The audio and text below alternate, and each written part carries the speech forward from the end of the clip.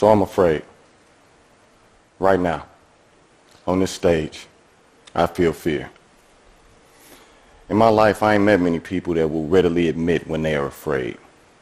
And I think that's because deep down, they know how easy it spreads. See, fear is like a disease. When it moves like wildfire. But what happens when, even in the face of that fear, you do what you got to do? That's called courage. And just like fear, courage is contagious. See, I'm from East St. Louis, Illinois. That's a small city across the Mississippi River from St. Louis, Missouri.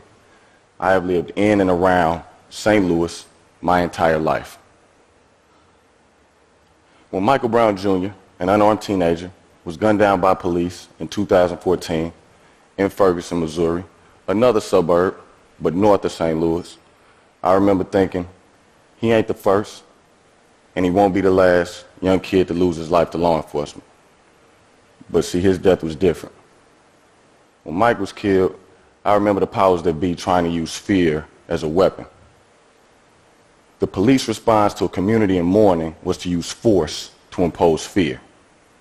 Fear of militarized police, imprisonment, fines. The media even tried to make us afraid of each other by the way they spun the story. And all of these things have worked in the past. But like I said, this time it was different. Michael Brown's death and the subsequent treatment of the community led to a string of protests in and around Ferguson and St. Louis. When I got out to those protests about the fourth or fifth day, it was not out of courage. It was out of guilt. See, I'm black. I don't know if y'all noticed that. But I couldn't sit in St. Louis, minutes away from Ferguson, and not go see. So I got off my ass and go check it out. When I got out there, I found something surprising. I found anger. Yeah, it was a lot of that. But what I found more of was love. People with love for themselves, love for their community. And it was beautiful. Till the police showed up. Then a new emotion was interjected into the conversation. Fear. Now, I'm not going to lie. When I saw those armored vehicles and all that gear and all those guns and all those police, I was terrified, personally. And when I looked around that crowd, I saw a lot of people that had the same thing going on.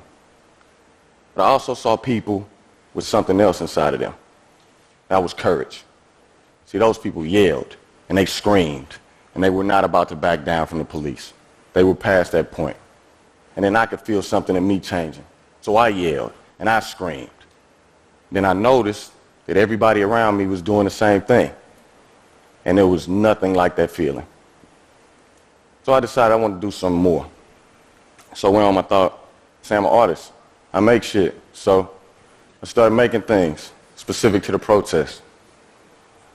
Things that would be weapons in a spiritual war. Things that would give people voice.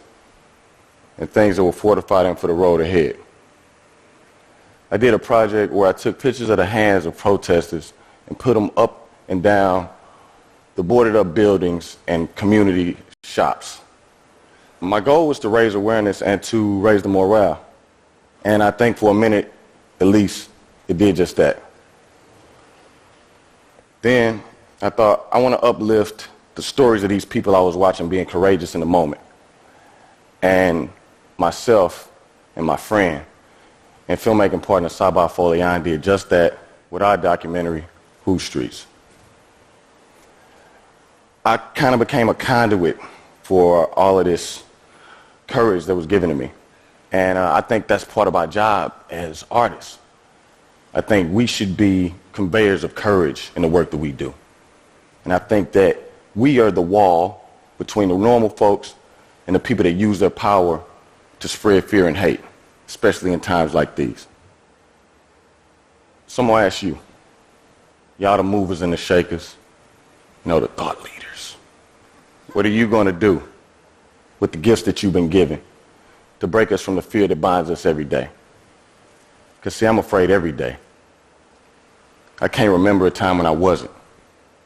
But once I figured out that fear was not put in me to cripple me, it was there to protect me And once I figured out how to use that fear, I found my power. Thank you.